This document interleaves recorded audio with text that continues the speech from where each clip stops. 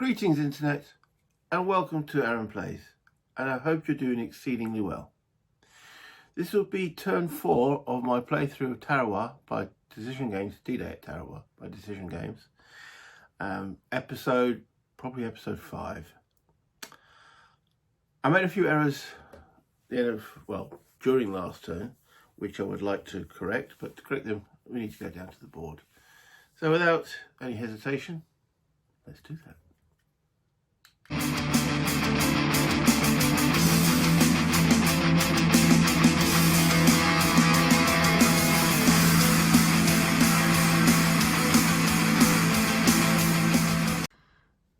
The first error is with regards to these counters here. Now these are Japanese actions, which I have briefly mentioned, but what should have happened at the beginning of turn 3 was I should have turned one of these over, and I didn't. And I only noticed it by the time by the time I was uploading the video and I checked, doing a double check, I thought, sure, one of those are meant to be turned over. Went to the turn track and went, yeah, they are. And I then turned over the letter. There are various letters under here which refer to the actions on the cards. Well, the Japanese fire card last time didn't have that R when I turned it over. I can't remember which one of these cards was the Japanese fire card, because I think it was this one, and there was an M and a P and then the star. The star was the one that hurt my HQ, so there was no R action, which was fortunate, because if there had been I probably would have had to reshoot the whole video. So the next one comes available, and I've now marked it on the turn track with one of those white cubes. Will be in turn 5, so hopefully that'll remind me, and this is why I use the cubes, to remind me. There's a lot to remember in this game, which brings me to my second error. Just let me move the camera, and that's and it was pointed out by a comment that when I moved from this, so I started with some engineers in this hex, and I moved them to here to cut off these guys' supply. Oh, they look like they've had a slight nudge. Communications. And the comment mentioned you can't, when you move, yes, you've got 2 movement points, but you stop when you enter an intensive fire zone of a Japanese unit, and that is an intensive fire zone, so I could have only moved to there, which means there is a Japanese communication into this hex, because engineers do not cut off communication, do not have an area of control. They don't use the word zone of control, but effectively an area of control adjacent to them. They only have control of the hex they're actually in. Now if I notice that might have changed my movement. So, but I'm going to pull them back so that Japanese unit will start the turn in communication. Would that have changed the combat? I honestly don't know, and it's a little bit too far back to retrace. That's it. So we're now back into this turn, turn 4. I have moved the turn marker on. So we're into turn 4 there. And we start with, reinforcements. And I'm bringing in some reinforcements, and they are tanks. Can I get the camera to the right angle? There we go. There's 1, 2, 3 of them. And these are brought in the same way that an LVT is. So I place them on a entry point, and then I draw effectively 2 cards for each one to see if there's any drift, and one to see if there's any step losses. And I've got to start over on my right, which is this unit here. Yeah, I can't, because of the board, I can't get the camera anywhere else, so enjoy. Doesn't this look sleek? Okay, my little tripod. Anyway, moving on. I draw the cards, so I'm bringing the deck close to me again, and the first one, we're looking for just the drift, and there it is. There is a drift PR, which doesn't apply to this beach, so there's no drift. And then we're looking at the L here. So one step of that armour is lost. And then it comes in with this on his little zigzag pattern, because it's a straight. And he lands on the beach. Just there. So one step reduction already. Those two will go in the discard pile, which I'm just keeping off the board. Then we move on to the next armoured unit, which is this one here. Drift one to the left, that's closer to the tripod, and then both steps, it's got L2 there, both steps land. So again, this is a straight. As you can see, it making his way up to the beach. And lands next to that Japanese unit there. And then finally, we have this unit. He's coming in at that angle. We look at our card, which says no drift. Oops, there we go. No drift. And the second card for him is both steps come in. Then it says water. Now do these, I think these will come onto the beach, but let me double check.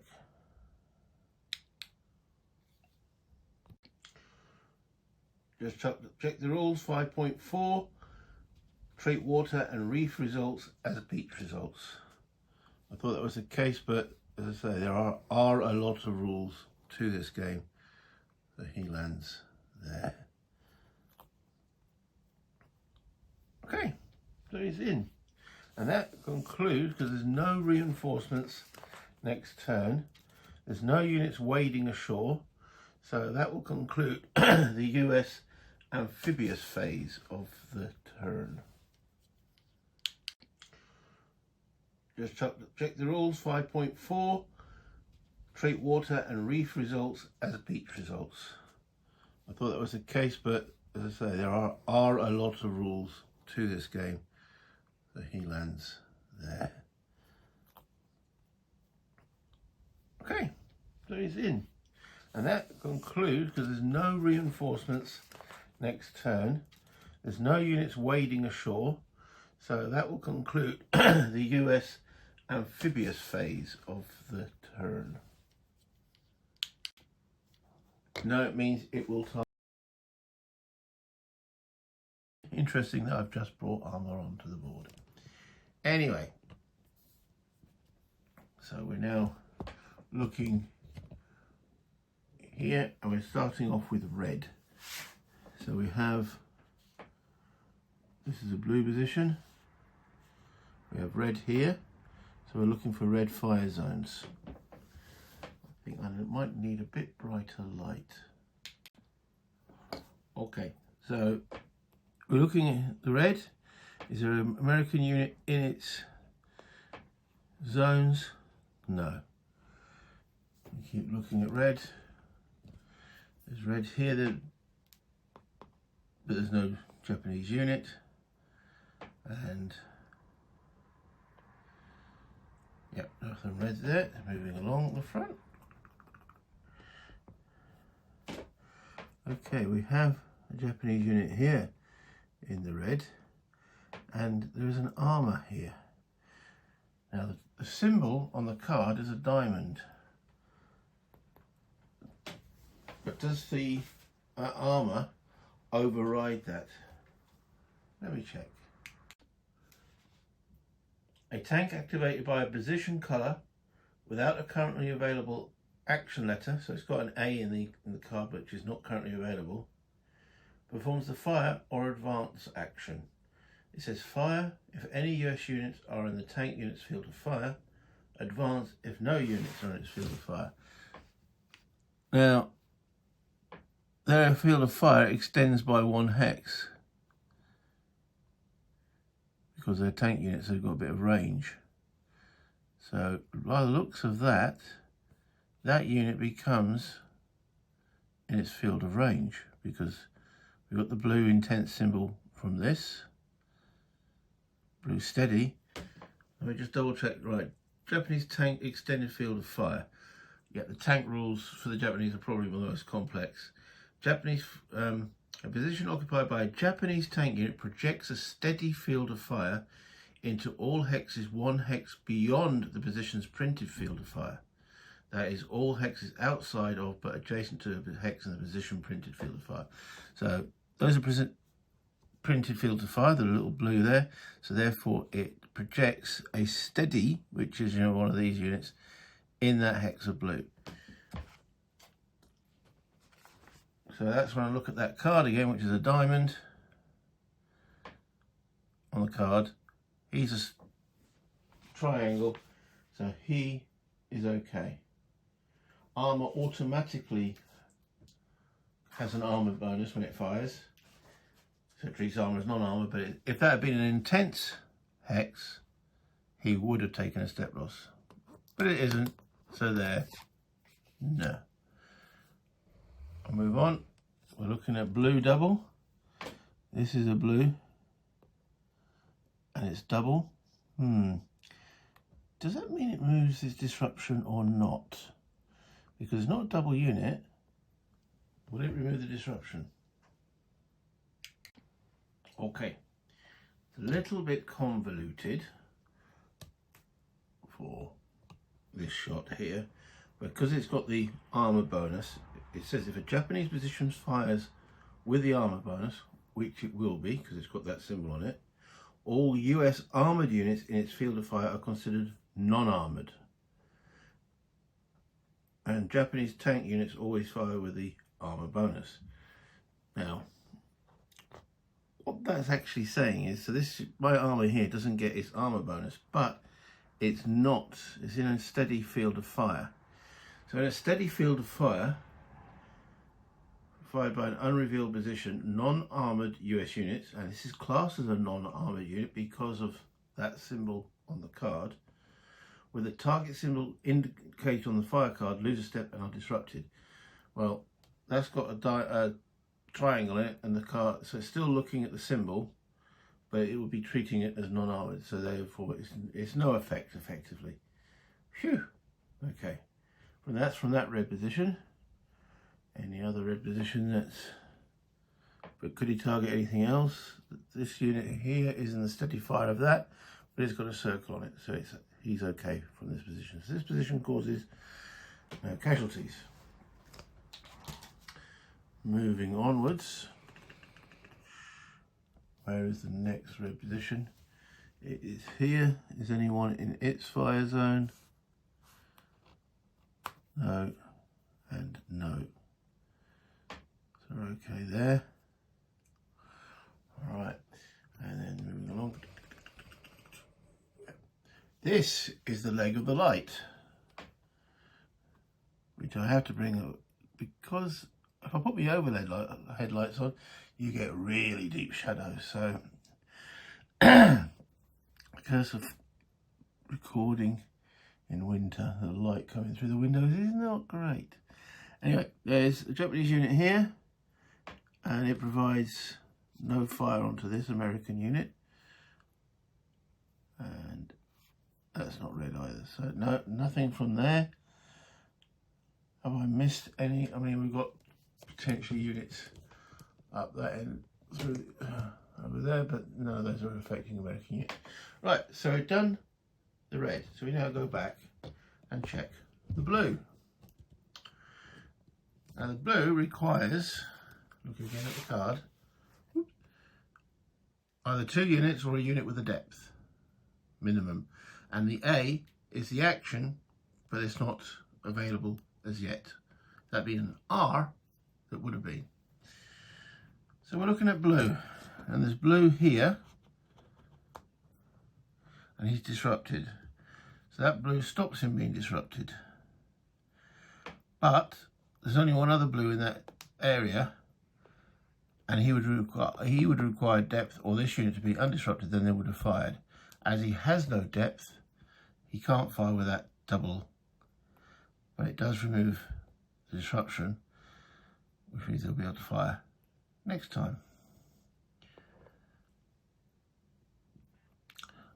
Any other blue in this close proximity? One right up the top there. He hasn't got anything fire. Moving. Right, okay. There is a tank unit here, and it has depth. We don't know what depth it's got, but that means it will activate. Yes, it's removed no matter it being a double on the card, so that disruption comes off. But there's nothing else. Moving along, we have a blue here, but it's only a single, so it doesn't do anything. Remember, we're looking for double. That's the blue taken care of. And we then come back and we do the last colour on the card, which is a brown, and it's got a star on it. So this is blue, red, this is brown, it's disrupted, so that disruption is removed. We can't do anything else. That's yellow. This is brown, but only extends fire up to this point. Yellow, brown, there's a unit in it. No fire zone. Okay, moving along. This is brown and projecting fire, intensive fire into this hex, and no fire into this. So as it's projecting intensive fire, my unit takes a step loss, irrelevant of the symbol. And because that Japanese position is not revealed, the American unit becomes disrupted. Going along the front, looking for brown, nothing here, blue. This is a brown position. Am I in? I am in the steady fire. Have I got anything with a diamond here? I do. Which is a shame. Oh well. Oops. So he takes a step loss. This beach here is not having much luck. But there we go. That's him fired. It could take multiple losses, but it's only instead inflict multiple losses. But I've only got one unit within its fire zone, no one in the sea. So that's the Japanese fire concluded.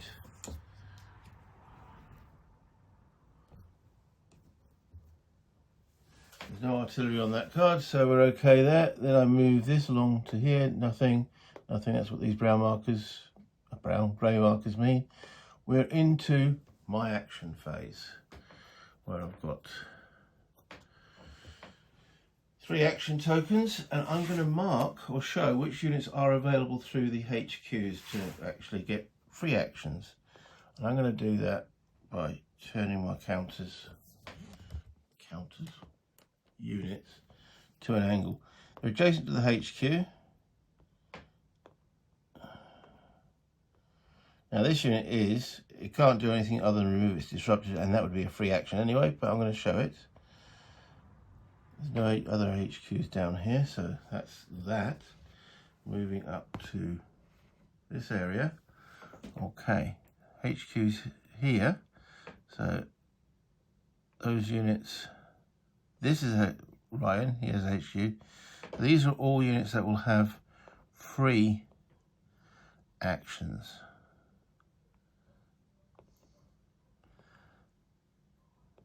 next to the HQ. Remember, I've got 3 other actions that I might want to take. So we know what the Japanese strength is in this hex, because it was revealed in the last conflict, and I know I need 2 flanking. It was queried by the same guy who pointed out this move, that as it's got flanking and flanking on it, you don't need to have 2 lots of flanking. Unfortunately, he was right here, he was wrong here. See, easy to make mistakes. I do need the additional flanking there. So I do need this unit involved, so I will spend my first action, because I really want to get rid of this position, on this unit here. This could be a little bit of overkill, but now, I'm not sure if I can eliminate all that Japanese force in one actual attack. I've got everything that's required, so US attackers possess required weapons, yes. Attack strength at least doubled, yes. There's a Japanese unit and a revealed depth marker. On turns 1 to 10, I eliminate the depth marker and the unit becomes disrupted. So that means I'll only actually be able to take it out next turn, turn 5, which seems a long time.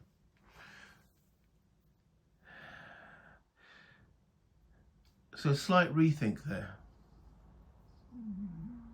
Remembering I have a free fire from a US naval unit, I can bring the naval fire, remove the depth marker, and then it'll be just the unit. He can't get any depth because he's out of communication, and then I don't need that unit. So I think I'm going to do that. Yeah, let's use plan B. So let's bring that back.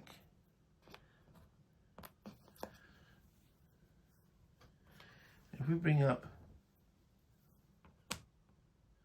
the naval gunfire disrupts the unit and takes out the depth marker.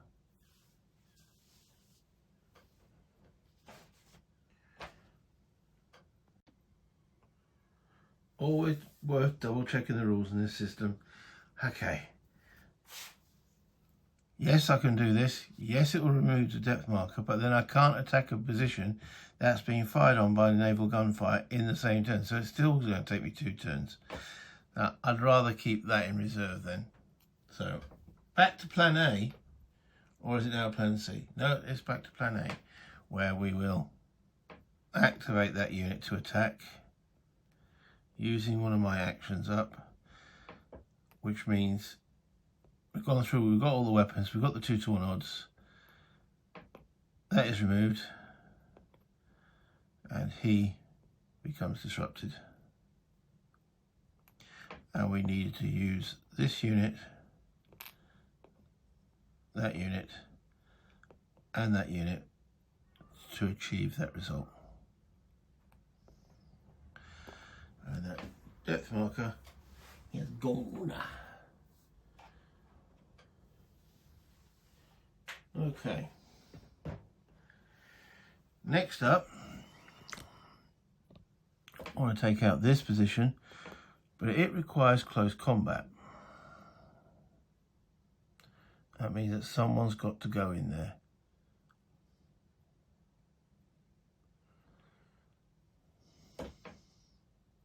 What have we got here? Another engineer. We've got Ryan. I really don't want to use Ryan because he's cutting off the communications here. If I go in here, he isn't so much. But I don't want to lose engineers because engineers are very valuable into the latter part of the game.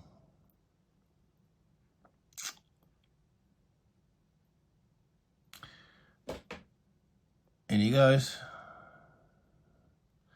Remember, that's a free action. So I'm going to put a red mark on that to denote where the close combat is. And then it's resolved immediately.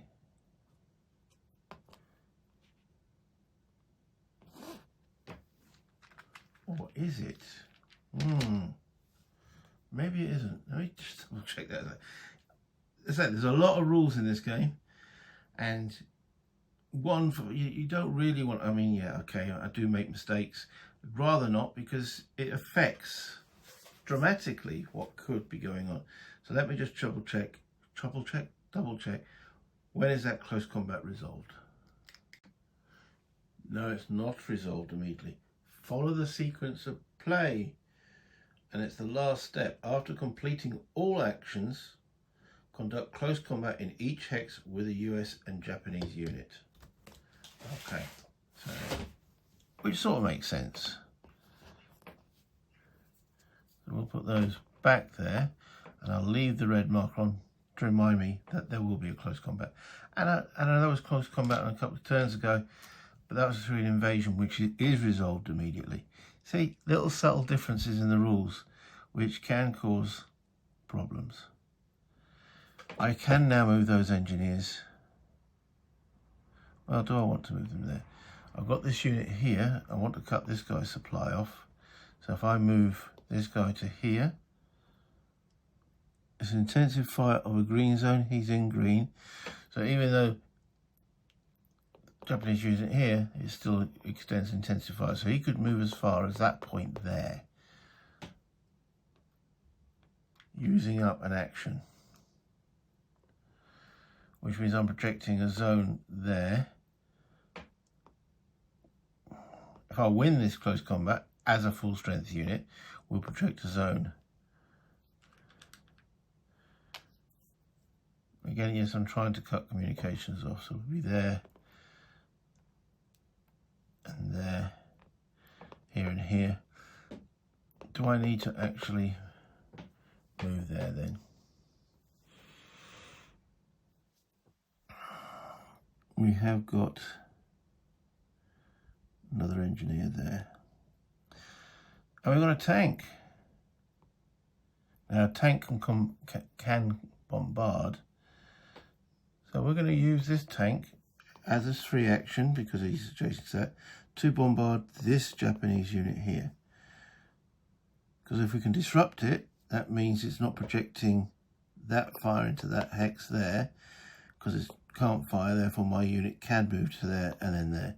So we will, so this is a nice part of the game, is that I can choose the way I want my actions to be resolved. So we'll start. It's not likely this will work, because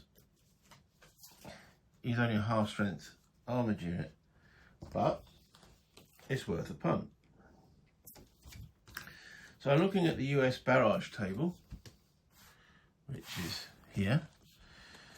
Okay, the fire, we haven't got the fire, so the strength of the barrage is 2. And it will only have an effect, Japanese unit with no depth marker, which he doesn't, disrupted. And units with depth marker unaffected. So I've got to draw the Japanese position's colour only. So it's a green. So on the fire card I draw from this nice chunky deck, he's got to be a green. There ain't no green. So therefore the barrage has no effect. That card's drawn, that armoured unit has done his action. But it was worth a go.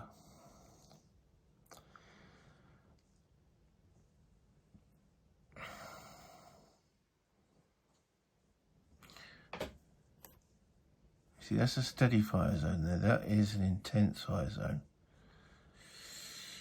That means no matter what, if a green's on the next Japanese fire card, he will take a step loss, which I don't really want. So is it that necessary to cut off this unit's communication? Well, we can do it a little bit. Again, it would require an action to move this guy. So that's a potential US action.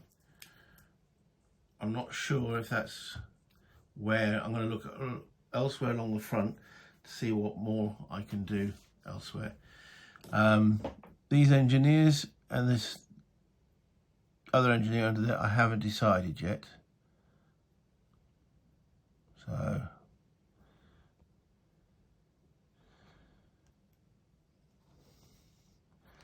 yeah, we've got to wait till next turn to take that out. Right, okay, so moving along the front. darn it, I don't get enough actions for what I want to do. I really want to attack this Japanese unit, and I was thinking maybe if I can barrage from here and then go in, but you can't barrage and attack in the same turn, so I can't do that. But I could use this to support, but I can't use it to support because this guy doesn't have a radio, so and neither of them are adjacent to the HQ, so I can't get that kind of coordination going.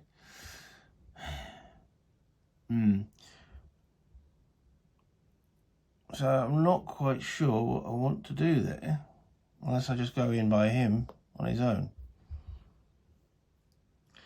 The other options I've got is to start moving across here to secure these places, but that's an intensive fire zone. Don't really fancy that. And that's an intensive fire zone. So whatever I move would have to stop as it enters that hex. No, as it enters that hex. So I could move this unit, again as an action, into there. But then he's in an intensive fire zone of 2. So either red or purple will cause a loss on him. I don't know obviously what the Japanese fire card is going to be, but that seems like a bit hairy scary. But I want to get across there before the Japanese start getting some depth there as well. Decisions. But that's what I do like about this game. So I've got one action left if I'm going to do the action which I said over there, which is moving this unit into here.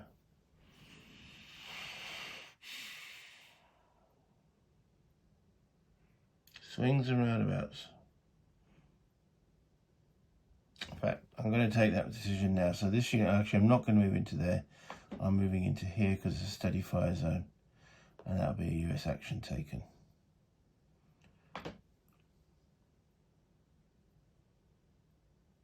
Okay. We come back here.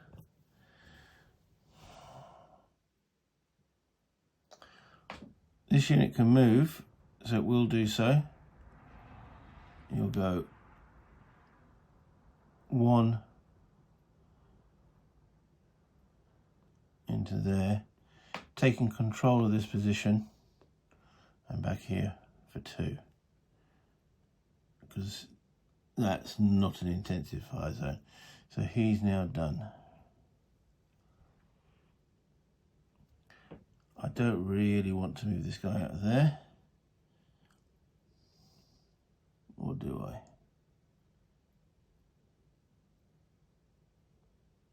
No, he's occupying that position. HQ's not going to move. Disruptive counter will come off. That's his action.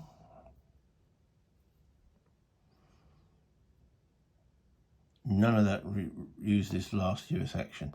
So it's what do I want to do with here or this unit here?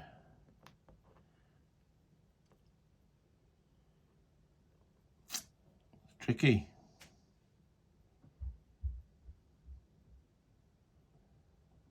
Tricky.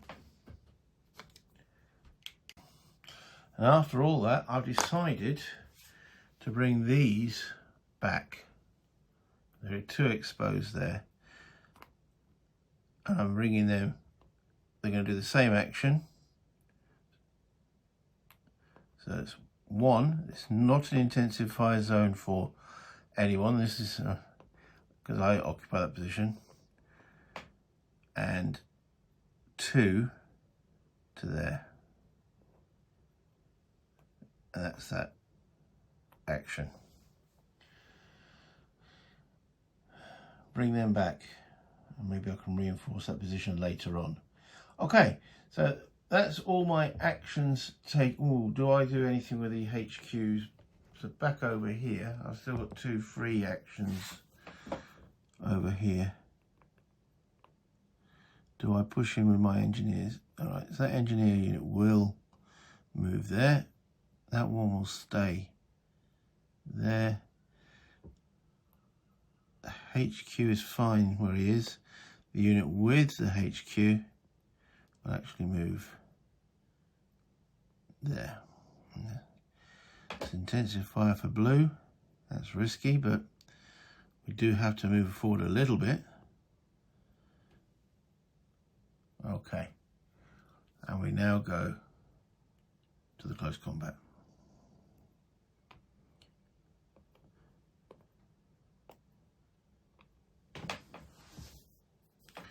Which I'm going to use the cards here and here.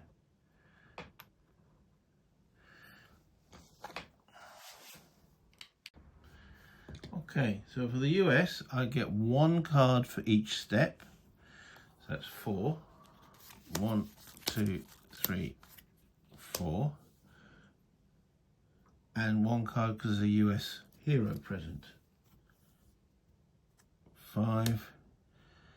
But I don't have a flamethrower. Engineer with a flamethrower, which I don't have. So that's 5. The Japanese unit gets one card of Japanese attacking. He's not attacking. One card of Japanese total strength is equal to or greater than 4. He doesn't. So he gets one card for his basic strength so far. Sorry.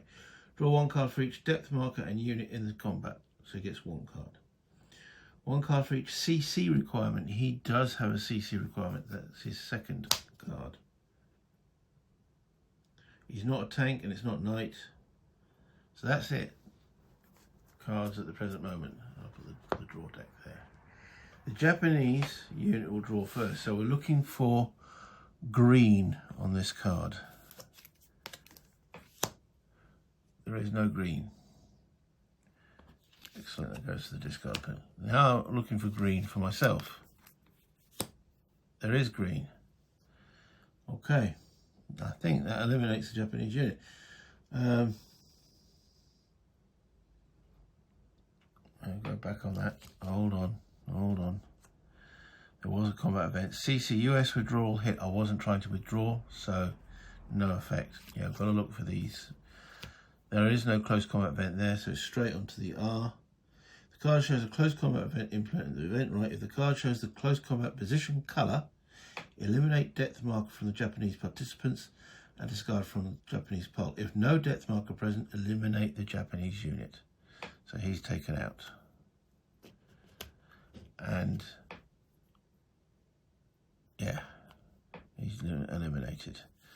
Okay. That card's gone. Now these cards, do they go back on the deck? I believe they do because they haven't been drawn. So I'm putting them back on the deck. My guy is now occupies in that position and becomes disrupted, I believe.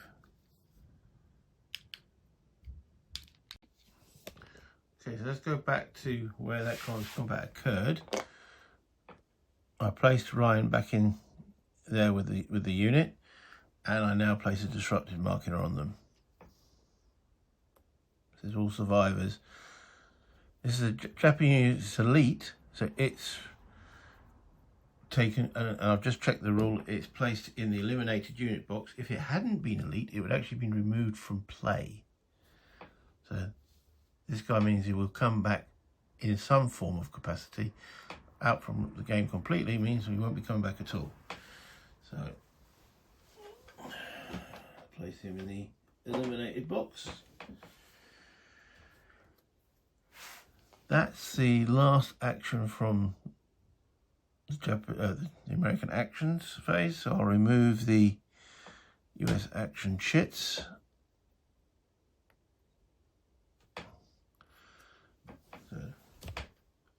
Only 3. It never seems enough. Never seems enough. Okay, what else then happens? I'm going to look at these counters, remove these counters. So we have now, because he's disrupted, I'm not sure if he projects a zone. I need to double check that, don't I? Another rule to be double checked. Yes, he does. So even if disrupted, a US with more than 2 steps projects control. So we're not looking at, these have got no, yeah, he's got 2 steps, so he projects there as well. So that guy cannot receive any reinforcements, which is useful. I'm going to leave those markers on there just to remind me of that. The red close combat marker I'll put at the top, and then we'll remove some other markers as we go. Then I've got my discard pile, and I'll check that with the draw pile, that's smaller, so there's no reshuffle. And that endeth, he says, triple checking. Have I missed something? Have I forgotten something? I don't think so, but I don't know. The next step I will do, this is partly into next turn, move the turn marker, remind myself of that white counter, so which allows me to then turn over the next of these, which is a P. So now looking at R and P on cards with a Japanese fire. I'm going to bring this back up to the top. Turn 4 concluded. Thoroughly enjoy this game, and I hope you guys are too. There's a lot of moving parts though. It's not for the faint-hearted in the sense of both what decisions you've got to make on the board, sometimes very tough. You've got to get your guys moving, even if it's an intensive fire zone. You just hope that that Japanese card doesn't come out that actually hits them. But also, the rules overhead is a lot. Virtually every, I mean, this is the rule book. It's not massive. We're talking 32 pages. Yeah, I play ASL. This should be a doddle. But virtually, when I'm going through this, virtually every line is important. I mean, I could have highlighted, if you know, just use this as an example. I'm highlighting the rules to what's important, and then I'm reading stuff that is still in here, the unhighlighted section, and that's important too. So I could highlight every single line. But that does make the enemy AI top notch. It does create a decision tree that can be quite both entertaining and very, very tense. You just do not know what these Japanese are going to do. Especially the further you get into the game. I mean, at the present moment, we've now got 2 action chits. Neither, well, obviously the new one has no effect yet because we haven't drawn a card for it. The other one, the R, hasn't come up in actual play, but it will when the Japanese get a fire card. Like I've just drawn one, haven't I? So on here, that R, I mean, this was obviously in the close combat or whatever, so it didn't have an effect there. But if that card come up, then I'd have to check what the R action does per each Japanese location.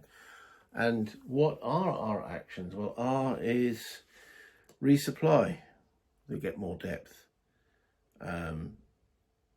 That's in a coastal position. In an inland position is also a resupply, but it could be a redeploy or a reinforce, depending on how far they are from my guys and such on. So there's lots of, that R stands for resupply, redeploy or reinforce, and that all depends on proximity to my guys and other things that are happening. So yeah, it does expand the Japanese options. Well, that's it for this episode. Again,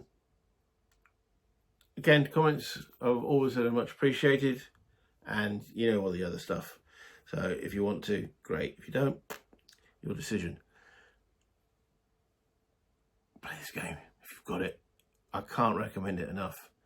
And well, I've got the other 4. I want to play them in in chronological order. So I think that'll be Omaha after this one, and I'm not sure it'll be. It could be straight after this. It could be in 3 months' time, depending on my whim. But that's the desired, and I think then it's Saipan after that. Hey ho, or is it Peleliu? It could be Peleliu. I'll have to double check on the dates on the box, won't I? Oh, the other last thing I'd like to recommend, I've been reading this as I've been playing. Is this book here, 1 Square Mile of Hell. Why is that coming up backside first? Never understand. Yeah, it does. Reading this and playing this at the same time, man, what a generation of people. From both sides. If anything like this happened again, guys would be too much on their iPads and their phones. But yeah, let's not go into that kind of philosophical discussion. That's not why you're here. Until next time, internet, have fun, play games. Bye.